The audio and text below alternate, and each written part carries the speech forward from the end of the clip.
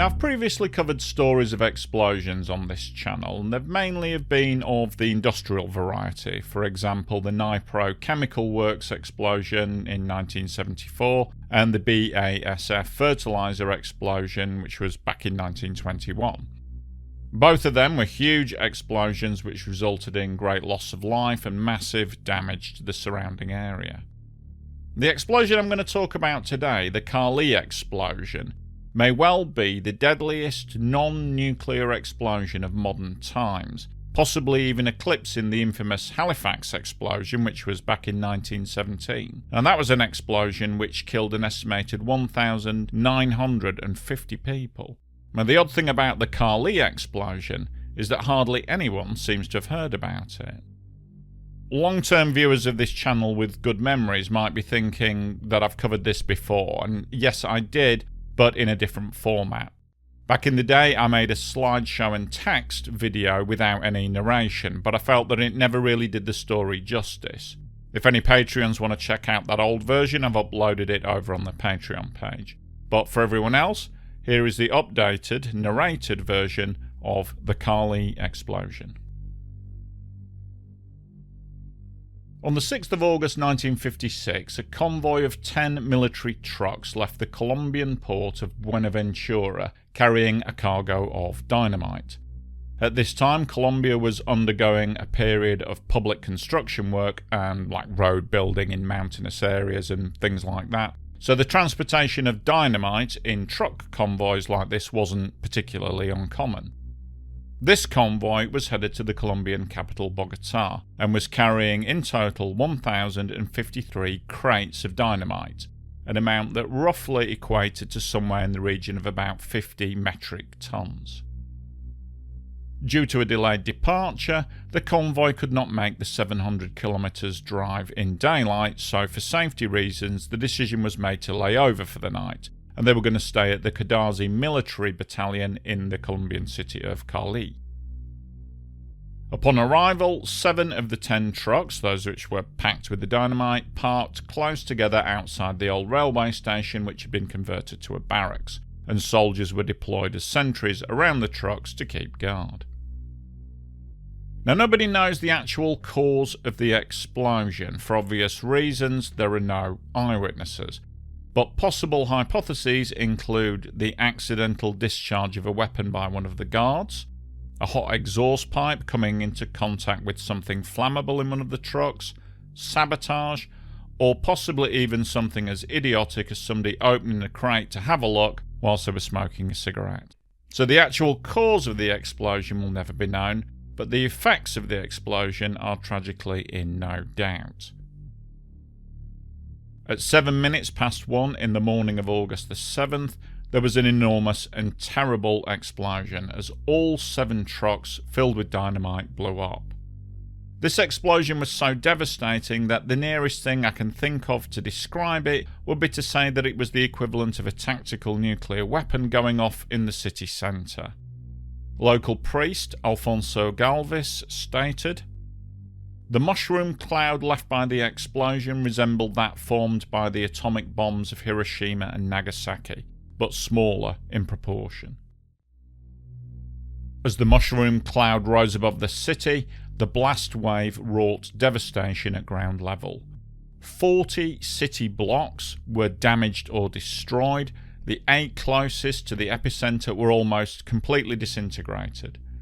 The noise of the explosion was heard as far away as Santander de Quilachao, some 50 kilometers to the north of Cali, and the explosion registered 4.3 on the Richter scale.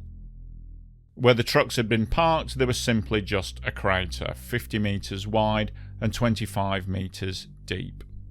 Of the old railway station, there was just simply no trace of it left.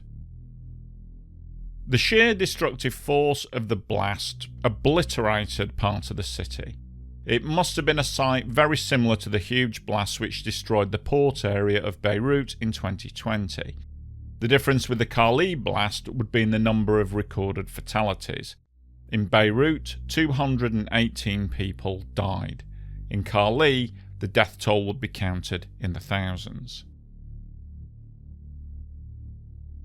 A newspaper report described the scene after the explosion.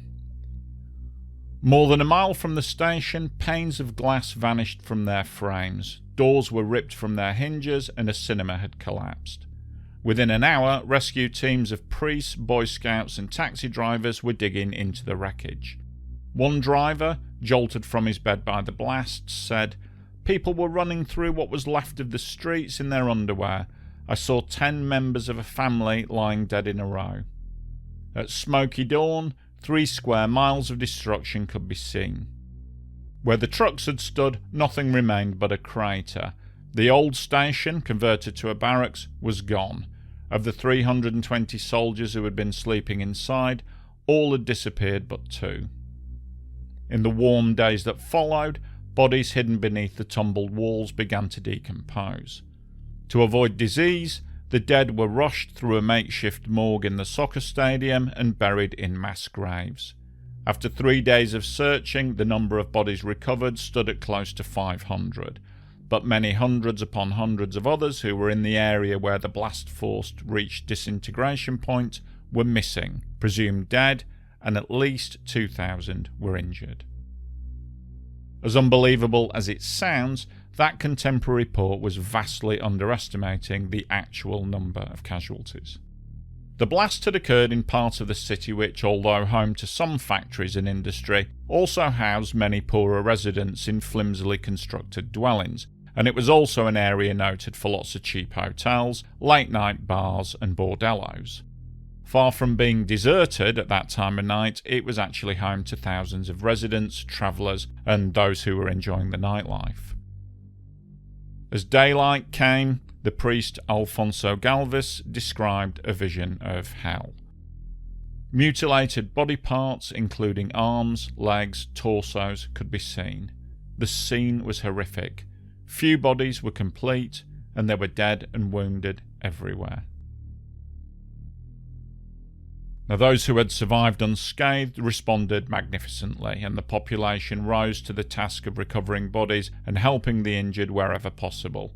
A mix of regular civilians, priests and clergy, Boy Scouts, volunteer firemen and the Red Cross worked around the clock to dig people from the rubble, to clear the streets, to put out fires, and to drive the injured to nearby towns to receive medical treatment. It was an immense task, and it would be months before any semblance of normality returned to the affected part of the city. The death toll officially stands at around 1,500, but almost everyone agrees that this is a gross underestimation. At the upper end, a figure of 12,000 killed has been suggested, although this too is generally not accepted. The best educated guess we have is that around 4,000 people died as a direct result of the Cali explosion, and a further 12,000 people were injured. If those figures are anywhere near correct, it would make the Cali blast one of the deadliest peacetime explosions of all time and one of the greatest disasters of the 20th century.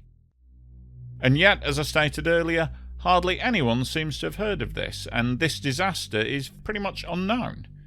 Indeed, in Colombia it's relatively unknown, and even in Cali itself it's barely remembered. It seems that the only monument to what is, without doubt, one of the greatest peacetime tragedies of the last 100 years is a forlorn and lonely cement cross which marks the epicentre of the explosion. On the busy street in front, the cars whiz by. Most occupants probably don't even notice this unassuming old cross.